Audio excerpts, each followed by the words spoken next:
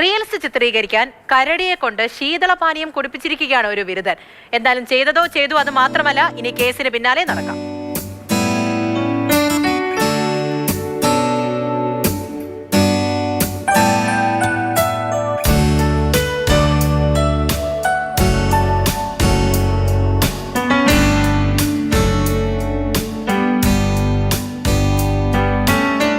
അർജുൻ പീതാംബരനാണ് നമ്മുടെ കൂടെ ഉള്ളത്. അർജുൻ, കാണുമ്പോൾ അതൊക്കെ എടുത്ത് കുടിക്കുന്നത് കണ്ടിട്ട് ക്യൂട്ടാണെന്നൊക്കെ പലരും വിചാരിക്കുന്നുണ്ടാകും. തിരിച്ചൊന്ന് കിട്ടിയിരുന്നെങ്കിൽ തീരാവുന്ന പ്രശ്നമേ അവിടെ ഉണ്ടായിരുന്നുള്ളൂ. അങ്ങനെ സംഭവിക്കാത്തതും ഭാഗ്യം. എന്തും ചെയ്ത് കാണിച്ച് വൈറലാകാനുള്ള മനസ്സ് അത് എങ്ങനെ തോന്നുന്നു എന്നുള്ളതാണ്. കേസുമായി പിന്നാലെ പോവാല്ലേ?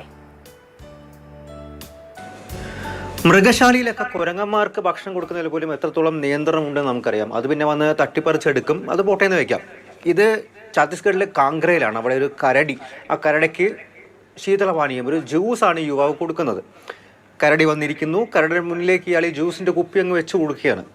പിന്നീട് ആ കരടി അവിടെ ഇരുന്ന് ആ ജ്യൂസ് മുഴുവൻ കുടിച്ചു കഴിഞ്ഞാൽ കുപ്പി തിരിച്ച് വെക്കുന്നുണ്ട്. ഇയാൾ റീൽസ് ചിത്രീകരിക്കാൻ വേണ്ടിയിട്ടാണ് ഇത്തരത്തിലൊരു പ്രവൃത്തി ചെയ്യുന്നത്. പക്ഷെ അത് വളരെ വലിയ രീതിയിൽ ഇപ്പോൾ വിമർശിക്കുന്നുണ്ട് ആ റീലിന് താഴെയും അതല്ലാതെയും ഒക്കെ ആളുകൾ. കാരണം ഇത്തരത്തിലുള്ള ജ്യൂസുകൾ നമ്മൾ കുടിക്കാറുണ്ട്, നമുക്ക് തന്നെ വലിയ രീതിയിൽ അത് ബുദ്ധിമുട്ടുണ്ടാക്കാറുണ്ട്. അതായത് സ്ഥിരം കുടിക്കുന്നവരെ സംബന്ധിച്ചും അതല്ലാതെയും ഒക്കെ തന്നെ പല ആരോഗ്യ പ്രശ്നങ്ങളുണ്ടാക്കും. അപ്പോൾ കരടിയെ പോലെ ഒരു മൃഗത്തിനൊക്കെ ഇത്തരമുള്ള ജ്യൂസുകൾ, ശീതളപാനീയം നൽകുന്നത് എത്രത്തോളം പ്രശ്നമാണെന്നുള്ള കാര്യം ഒരു പക്ഷേ നോക്കാതെയാണ്, പലരും ശ്രദ്ധിക്കാതെയാണ് ഇങ്ങനെയുള്ള പ്രവർത്തികൾ ചെയ്യുന്നത്. ഒപ്പം സാധാരണഗതിയിൽ മനുഷ്യർക്ക് കരടിക്ക് അടുത്തേക്ക് പോകുന്നതും എത്രത്തോളം അപകടകരമായിട്ടുള്ള കാര്യമാണെന്ന് അറിയാം. അതൊന്നും വകവയ്ക്കാതെയാണ് വെറും ലൈക്കിനും വ്യൂവിനും കമൻറ്റിനും ഒക്കെ വേണ്ടി, അതായത് റീച്ച് നേടാൻ വേണ്ടി മാത്രം ഇത്തരത്തിലുള്ള പ്രവർത്തികൾ ചെയ്തുകൊണ്ടിരിക്കുന്നത്. എന്തായാലും ഈ യുവാവിന് വേണ്ടി ഇപ്പോൾ അന്വേഷണം ആരംഭിച്ചിട്ടുണ്ട്. ആരാണ് എന്നുള്ള കാര്യം മനസ്സിലാക്കാനായിട്ട് വലിയ നടപടികളോ അല്ലെങ്കിൽ ശിക്ഷയോ ഒന്നും ഉണ്ടാവില്ലായിരിക്കും. പക്ഷേ ഇത്തരത്തിലുള്ള പ്രവണതകൾ തുടർന്നും നമ്മുടെ രാജ്യത്ത് മാത്രമല്ല ഒരിടത്തും സംഭവിക്കാതിരിക്കണം.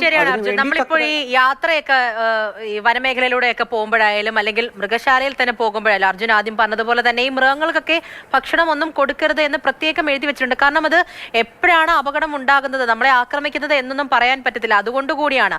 അപ്പോൾ ഈ റീച്ച് കിട്ടാൻ വേണ്ടിയിട്ട് ഇങ്ങനെയൊക്കെ കാട്ടിക്കൂട്ടുമ്പോൾ ഒന്ന് ഓർക്കുക, കണ്ടിട്ട് ഞങ്ങൾക്കൊന്നും വലിയ രസമൊന്നും തോന്നില്ല. ശരി അർജുൻ.